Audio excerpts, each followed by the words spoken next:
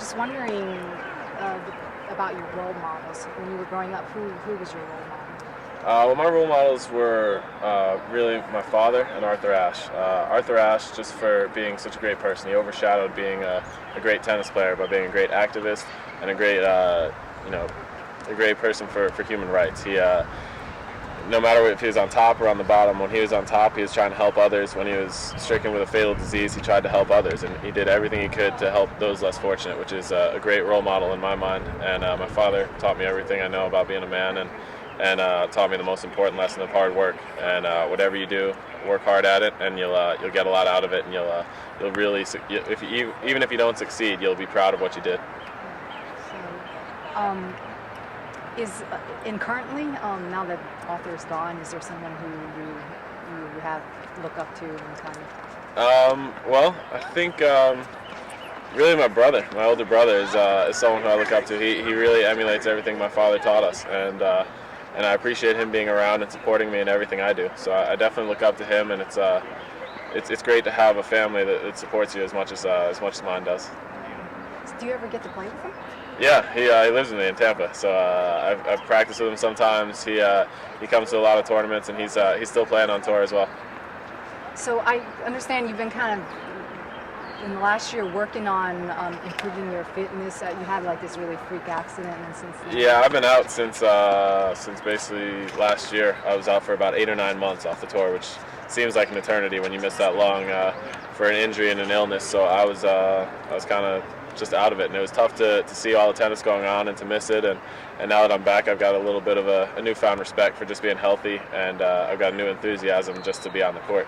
What were you doing to kind of just maintain your motivation during that time? Well, for a while, I really couldn't do anything. It was just a matter of being around my friends and family, and them supporting me and letting me know that it's okay to not be a tennis player for a while, to just be hopefully try to be a good person and see what real life is like. And I did that for a while, and as soon as I was healthy enough to get back, I got right back into training and doing as much as I could, and off the court training and getting back on the court as quickly as possible.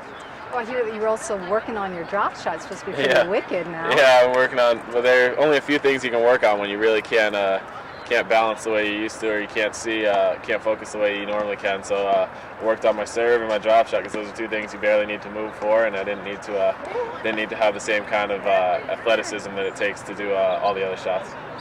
So you can be back at Legg Mason this year? I'm definitely back at Legg Mason this year. It's still my only singles career title, so I'm looking forward to making it number 2 there at least. Well, did you know that we organized the women's challenger event, that it's going to be held at the same time? I didn't know that. That's great. It's always fun the weeks we have the men and the women, the Grand Slams, the NASDAQ, Indian Wells. It's a lot of fun, and it just adds a little something. You're not seeing the same guys over and over. You get a new crowd of people to watch, new matches to see, and I think it's good for the game, because tennis fans get the best of both worlds. They get top male and female players, and you can see a pretty good contrast in styles of play. Would it bother you, I guess, the fact that this is like the first time they paired a challenger with an ATP event? Does that bother you that you're kind of playing with women in the same arena venue that aren't technically like at the same level as you are? No, I mean, in my mind, tennis is tennis, and as long as they're having fun and they're doing their best, I think if the fans like it, it's up to them. For us, I'm still going to be just playing my game. I can only worry about what's going on my court, but after that, if the fans like it, then I'm all for it. We're as well as being athletes, we're also entertainers, so we want to make sure the fans are having a good time. That's part of the reason I have so much fun on the court, is because I know I'm entertaining others, and if they're entertained watching a challenger women's tennis, then I'm all for it. Great.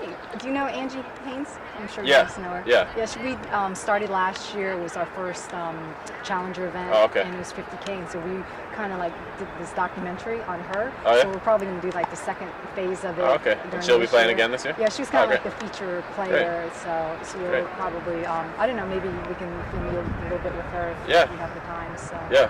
yeah, she's great. Yeah, she's she's really nice. Really nice girl. I'm curious about just the staff who travels with you. What type of people do you have helping you to be your best? Well, I'm really lucky in terms of my coach. A lot of players change coaches a lot and really get different voices all the time. I've had one voice since I was 11 years old. My coach, Brian Barker, has been with me throughout my whole career, and he's a mentor to me and a best friend and someone who I owe so much to. He made me become a better tennis player by far, he still helps me become a better tennis player, but he also helps me be a better person. And he got me through my bratty stages when I was 13, 14 years old, and he just really helped me grow up a little bit, obviously with the help of my parents. And my mom still travels with me once in a while, and having my brother around is a lot of fun. It makes it just seem like you're at home even when you're on the road. So do you have a trainer too, or is it just your... I have a trainer that I work with back at Saddlebrook, but I don't usually travel with a physical trainer, because when you're on the road and you're playing tournaments, I don't feel like you can do as much real hard training as you do when you're on the weeks off back at home. So at Saddlebrook, I train with Mike Nishihara and Zach Lamarck when I get a chance. Okay. Let's see. Getting back to Legg Mason, I guess it was a couple years ago? 2002. 2002. Yeah. So I guess it's now 3 years. Yeah. That year was incredibly hot. I Yeah. mean, tell us a little bit about just the last match. I mean, you had the second last match, if I remember correctly, was against Agassi. Yeah. Right? Yeah. So tell us a little bit about that. Well, against Agassi, I really just went out there with nothing to lose. He's one of my idols, someone who I looked up to as a player, and was just an incredible credit to the game and to our sport. So to play against him, I had nothing to lose, and I played one of my best matches against him, and it really meant a lot to me at the end of the match when he just congratulated me and said great playing, and had no hard feelings or anything. It was unbelievable for me. And then to play the finals, like you said, it was incredibly hot against Trishapan, and I think it was about 120 degrees on the court, and that's when you hope all the training you've done is paid off, and I managed to get through it. And by the end there, you're playing on just adrenaline anyway, so I didn't even really think about the heat as I got close to my first title. That's cool. Let's see. I guess do you know Donald Bell very well? I mean, Yeah, he's, he recruited me a little bit. He's with Arthur Ashe. The things that they've done is pretty amazing. Yeah.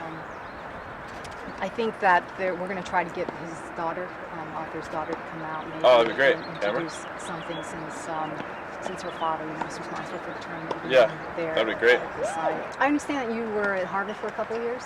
I went for 2 years and turned pro after that, but luckily they take you back anytime, so I'm officially just on leave, and I can go back once my tennis career is over. And the way I figured it was that I can only play tennis at this level for a short time, and I can learn forever. So I'll be able to go back when I'm 30 or 40 years old or however old I finish up this game, and I can go back and finish my degree.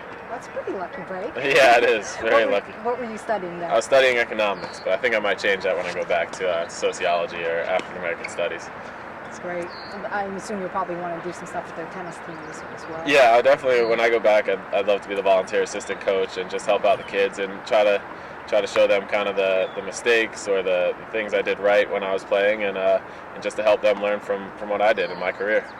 If you had could do whatever you wanted and the USTA backed you in terms of just, what would be the one thing you would do to improve just participation by minorities in the sport? Well, I think getting the awareness out, really advertising how much fun tennis can be is one thing that's important. Once you get kids interested, it's up to them. I mean, I would never want to force kids to play, but I think once they get exposed to the game, they'll realize how much fun it is and they can enjoy it. So I think just getting out there and showing kids for the first time or for the second time that the tennis can be fun, and then from there, just making sure that those kids have the ability and access to courts. Setting up great public facilities, I think, is very important. Is to set up the courts and let them know that they have the ability to get out there and play. I think it would make a big difference in having a lot more tennis players and a lot more tennis fans. Now, did you grow up playing on public courts yourself? I did. I grew up, I was first introduced to tennis at the Harlem Junior Tennis Program, and then when I moved to Fairfield, Connecticut, I would always grow up playing with my dad or with my brother on the Fairfield High School tennis courts. And having courts like that made a big difference. It made it much more economically reasonable to play, and I just had a great time, and it's definitely possible to do it on public courts.